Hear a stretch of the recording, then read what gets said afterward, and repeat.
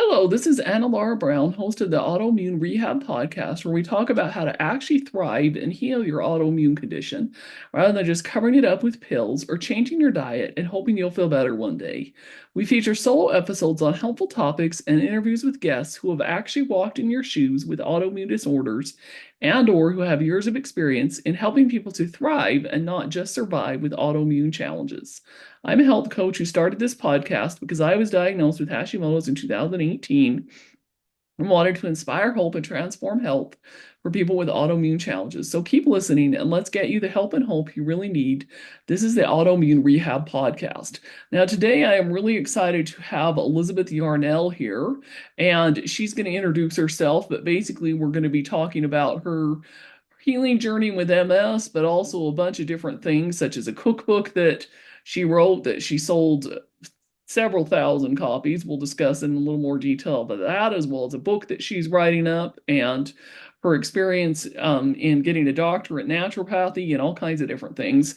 So, welcome to Autoimmune Rehab, Elizabeth. Why don't you start off by telling us a little bit? Who are you? Well, thank you first for having me on your show, Anna Laura. I am very honored to be here. I am all about autoimmune conditions and autoimmunity. As you mentioned in the intro, I was diagnosed with multiple sclerosis in 1999.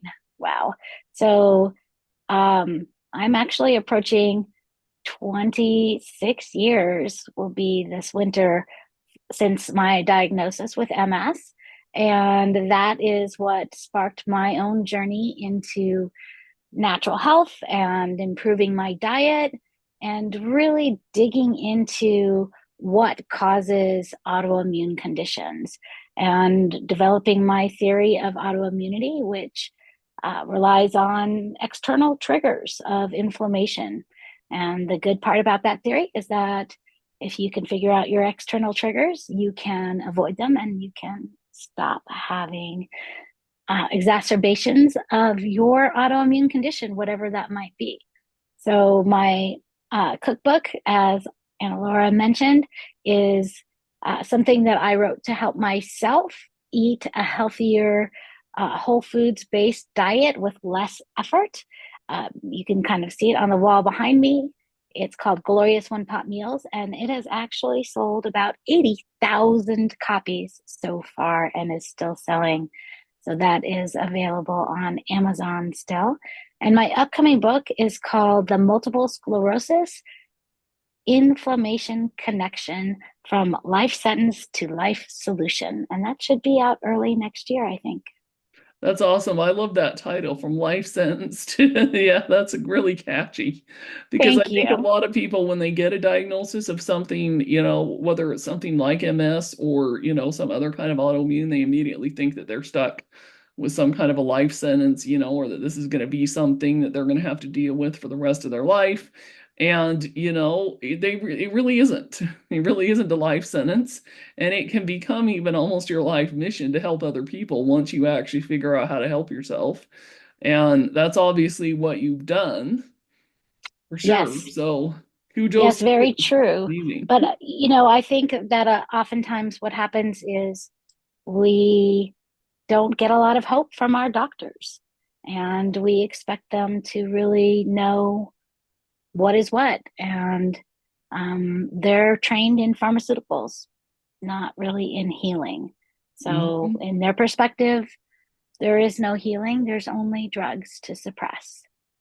Yep, and that's part of the biggest reason that a lot of patients with autoimmune conditions don't get the help they need from doctors is that you think about it. I mean, there are some exceptions, like there are some drugs, for example, out there with MS that actually can have an impact on things like MS. But there are, still a lot more that you can do, and there's even a lot of other autoimmune conditions that you don't there isn't really a drug for it. I mean, there might be one that can maybe help with certain aspects of it, but a lot of the autoimmune aspects, drugs don't even exist that will really fix the problem. Even if you were, open to the idea of taking a drug, it's just not that simple. Right. Well, most drugs are meant for, I'm going to say, palliative care. They are intended to suppress the immune system so that because most medical doctors operate on the assumption that an autoimmune condition means that your immune system is overactive. And they say, well, we don't know why you have an overactive immune system. You must be allergic to yourself. That's what autoimmunity translates to, allergic to self. And I really think that that is not true, and that it would be impossible to be allergic to yourself, because evolution says if 30% of the population is allergic to themselves, then we would probably die out as a species pretty quickly. So I think the most important thing to realize with drugs is that they can be helpful for managing symptoms, but they're not therapeutic. They don't cure anything. They won't make you better in terms of in the long term. You'll have to continue to use that drug to manage the symptoms. But if you stop using the drugs, the symptoms will come back because it's not healing. Oh, absolutely. Yeah, there's that too. And then, the whole other aspect too, that a lot of doctors are taught to focus only on the one thing. So, like if you have a thyroid autoimmune condition, they say it's only in the thyroid. If you have, different kinds of other autoimmune, they say it's only in the skin or the brain or whatever. And they try to isolate your symptoms and your healing to that organ. And they don't realize that it's actually a whole body system thing. And you have to focus on the entire body in order to heal your autoimmune condition too. You are absolutely right. Specifically because I have never met somebody with an autoimmune condition who doesn't also have some gut issues. Oh, yeah. Yep, absolutely. Gut issues are a big one. We've talked with several people on this podcast that have had issues like Lyme disease that has triggered their autoimmune, or some other kind of an infection, or, parasites. Like I know you mentioned in your bio as well that you're pretty well versed in how to help people with parasites. So there's a lot that goes to it. So now that Yeah, we're mentioning the yes. parasites, let's talk a little bit about that. So what role specifically do you feel like parasites play in autoimmune conditions? So parasites are much more common than we have been led to believe in our society. We like to think we live in a very hygienic world, and that parasites are only come from dirty, like underdeveloped countries. Not true at all. Certainly, you can very easily pick up a parasite when you're traveling through the undeveloped world, but you can pick up a parasite right here in the US from eating sushi, from eating undercooked pork, from unwashed produce in a salad bar, for example, from swimming in a lake or a river, or even a public swimming pool, because chlorine doesn't always get them all. You can pick up parasites from walking in your garden, from cleaning your kitty litter, from walking on the beach. I had a little girl actually who came to me who picked up a strongolids parasite one time on the beach in Mexico, and they went right up her leg because they come in through the soles of your feet. So parasites are much easier to pick up than we ever suspected, not even to mention if they're vector borne, like on ticks like mine, which those are parasites, Borrelia, or mosquito borne, like um, lots of parasites travel on mosquitoes. We have a lot of issues actually right now coming into the US on mosquitoes. So just really, really easy to pick up parasites. And I believe that oftentimes people with autoimmune conditions have an underlying parasitic infestation that has not been addressed because it's not even looked for or noticed, because our medical schools don't really even talk about parasites very much, and most doctors don't even think to look for them. But even if you are looking for them and you're doing a lab test, you have a 50-50 chance that it's not going to turn up on the lab test. Most lab tests that look for parasites are stool samples that you would bring into the lab, but maybe there's not a parasite in that particular stool sample. Some parasites are anaerobic, and once they're exposed to oxygen outside of your body, they kind of disintegrate. It's kind of freaky when that happens. And there are also lots of parasites that don't live in your bowels.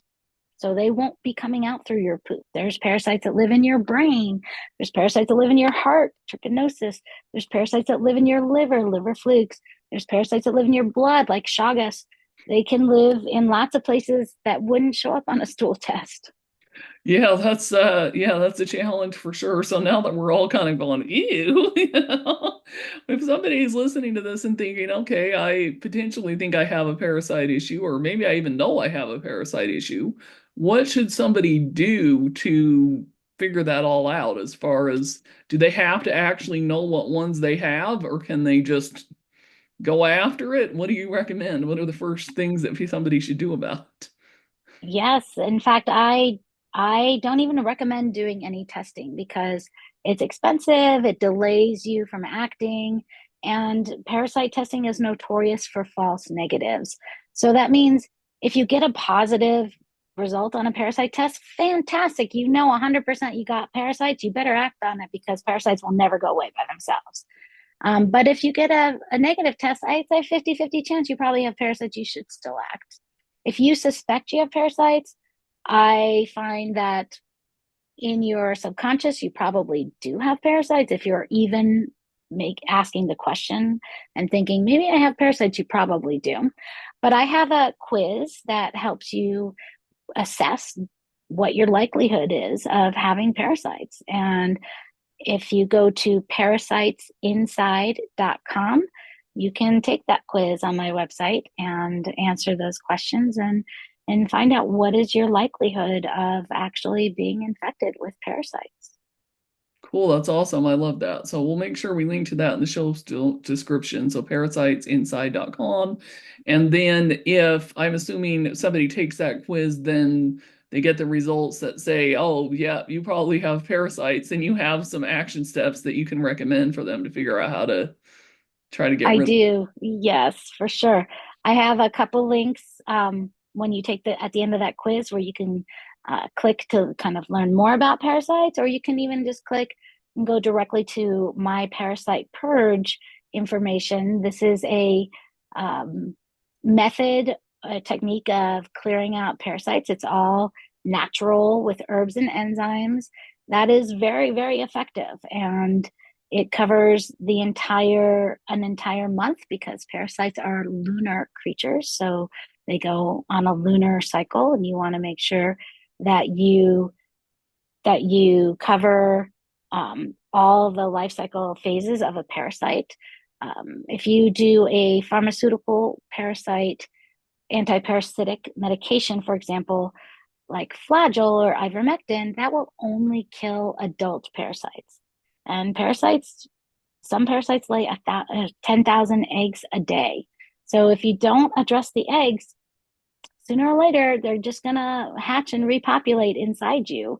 So you have to be sure that the protocol that you use, which is what I recommend, contains the correct herbs at the correct amounts, dosages, and frequency to address not only the eggs, not only the adults, but also the larvae, which are kind of like the teenagers of parasites, because they don't want to leave. The job of a parasite is to find a host, move in, take up residence, and reproduce.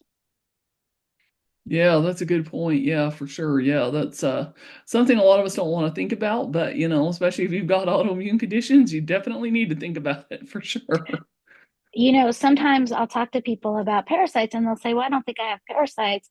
And I'll say, well, there are two phases of parasitic infestation or infection. The first phase is called the acute phase.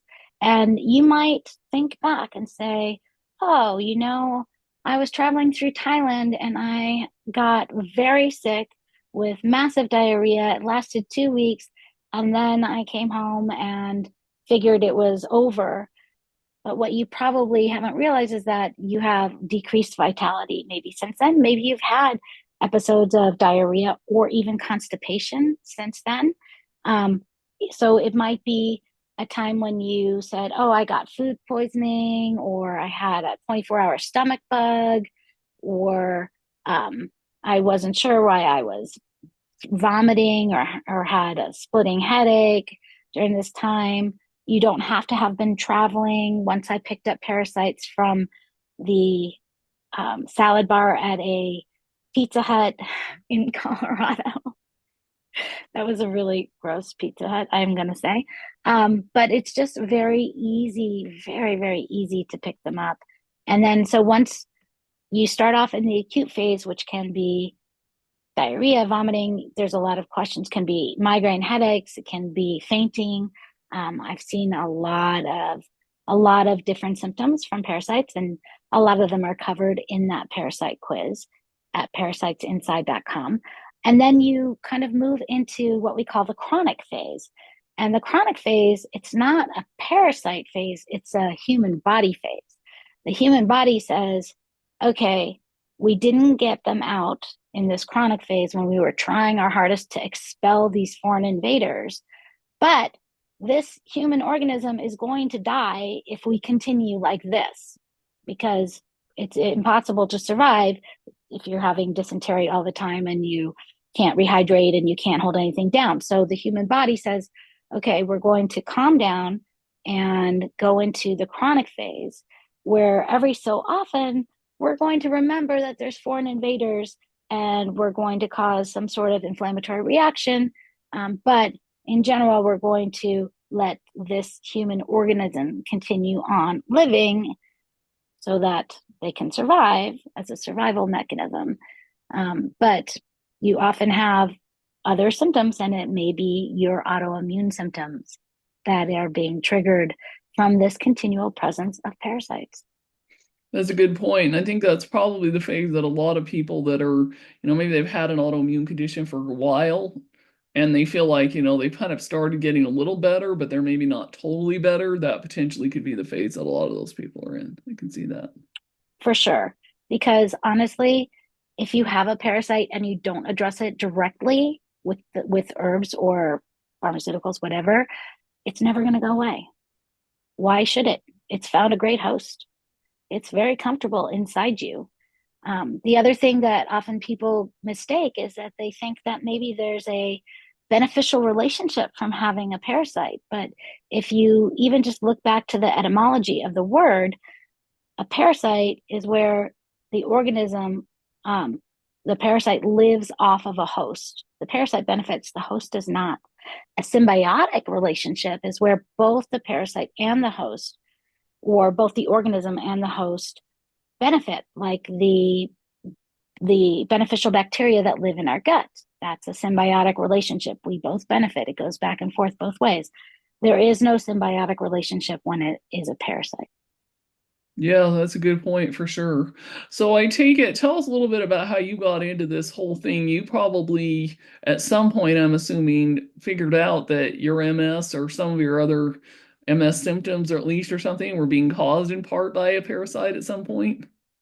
It took me over a decade, maybe 2 decades almost, to make the connection between parasitic infection and autoimmunity. Now, if you know who Dr. Alessio Fasano is, he's kind of the father of celiac disease.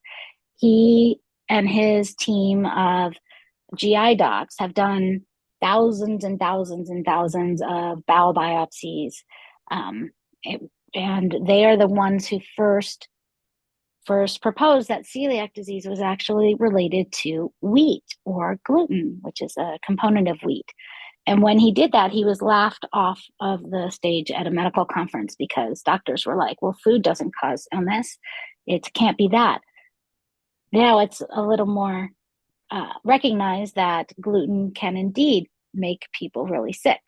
But Dr. Fasano says that he and his team have realized that there are 3 factors common to most, if not all, autoimmune conditions. So the first factor they say is common to most, if not all, is a genetic predisposition toward being hypersensitive. So when I heard this, I thought, oh, well, my mother has migraines and IBS, and my aunt has fibromyalgia, and my uncle has Crohn's. And on my other side, my other uncle had scleroderma, another autoimmune condition. My cousin had Guillain-Barré. So yeah, I see that there's a genetic predisposition or susceptibility in my family line. Since then, I believe that parasites can take the place of that genetic predisposition. They can trigger that. So the second factor that Dr. Fasano says is common to most, if not all, autoimmune conditions is an external or environmental trigger. So just like with celiac patients, if they are exposed to gluten, they have issues from inflammation. But if they learn about that and they keep gluten out of their lives, they can live a pretty normal life without a lot of inflammation. So external factors, and with autoimmune sufferers, it might be gluten, that might be one of them, but honestly, I've never tested anyone who it's only gluten. For most people, it's closer to 20 or even more foods and chemicals that they are exposed to on a regular basis that they might not even realize are making them sick. Then the third factor that Dr. Frisano says is common to most, if not all, autoimmune conditions is a leaky gut. And so what a leaky gut is when you have chronic inflammation in your body, which is the definition of autoimmunity is chronic inflammation, your gut is always affected because inflammation is systemic. Even though you might feel it in your head as a headache, or you might feel it in your joints as arthritis, or you might feel it in your lungs as asthma, it's systemic, and it's actually all throughout your body wherever your bloodstream goes, because inflammation mediators, which trigger the inflammation in the body, are carried through the bloodstream. So in your stomach, you get leaky gut because the inflammation is carried through in the bloodstream, and it makes the cells that line the walls of your stomach and bowels swell up, right? Inflammation, they swell up. And now we have gaps in between the cells. And these cells should be really tightly paved together like a bathroom floor, because they need to be watertight to hold in all the acids and everything in your stomach as you're digesting your food. But when there's chronic inflammation, those cells are swollen, and now undigested food particles can seep out past your stomach into places they shouldn't be, triggering off more inflammation. So leaky gut, genetic predisposition, and an environmental trigger. And I think Dr. Fasano had it right. Yep, I think so too, based on my combination of my personal experience and pretty much everybody that I've talked to. Yeah, I think you're right. It's absolutely true.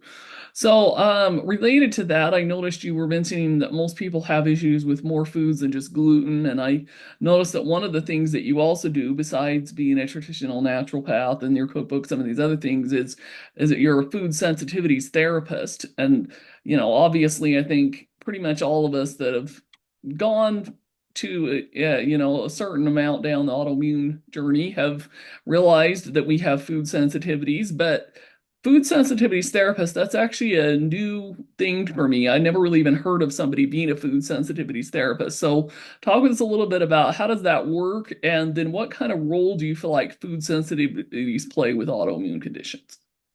So the official title is actually called a CLT, a certified LEAP therapist. LEAP stands for lifestyle eating and performance, and it is a scientifically developed anti-inflammatory, or it's called oligo. Oh my gosh, I'm blanking on the rest of the word. Oligoantigenic diet. So most food sensitivity testing is looking for antibody creation. So they're called IgG tests. That's the majority of the tests that you will see in doctor's offices. Those are the tests that you're hearing advertised on the radio and on TV. Those are looking for antibody creation.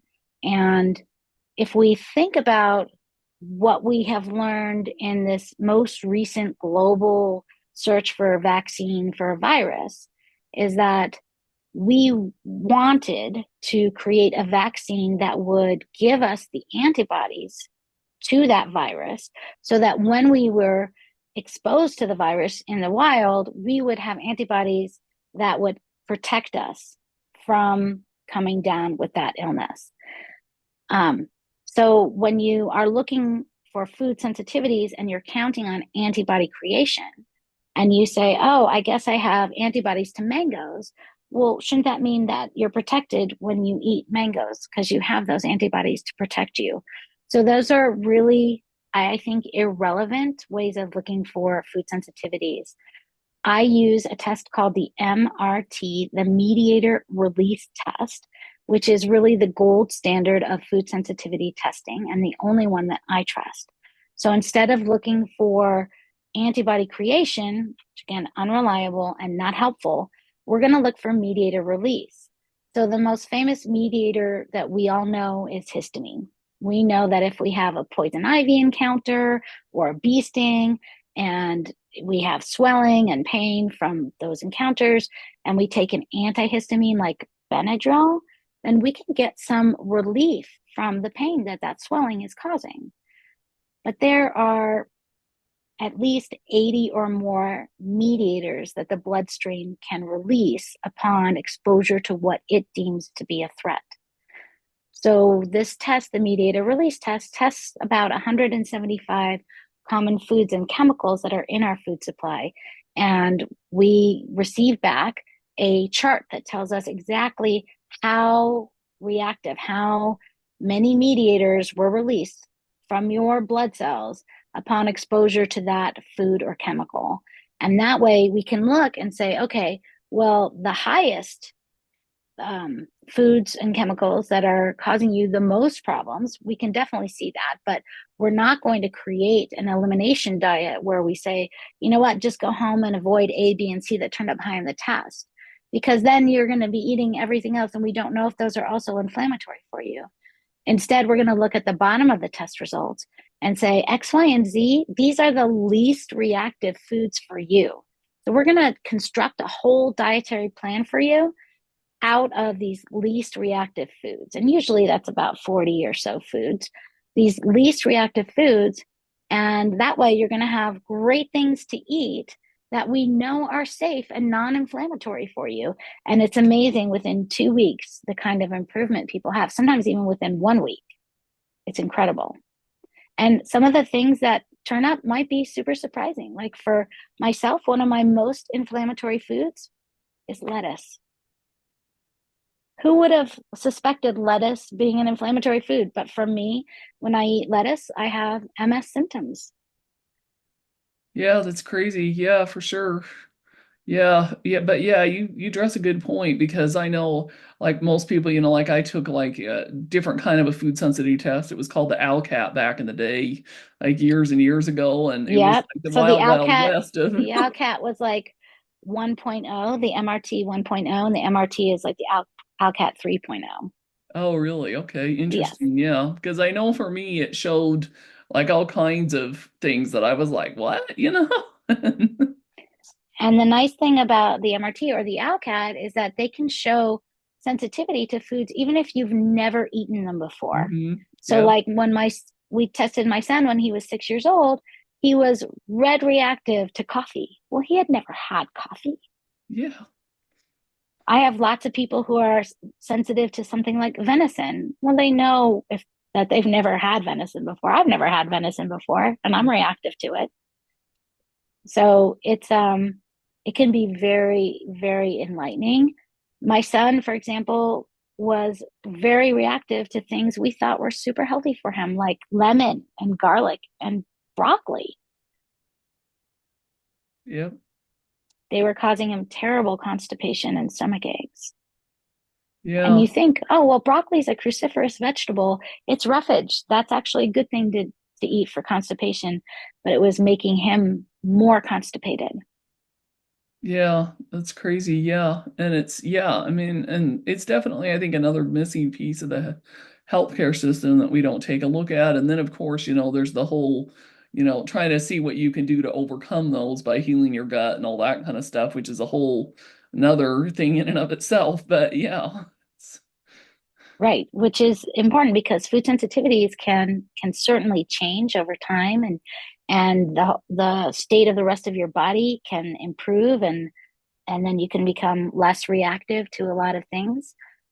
Sometimes I find people when I retest them, they've now able to retolerate foods that they used to be reactive to, but usually that doesn't happen with the chemicals.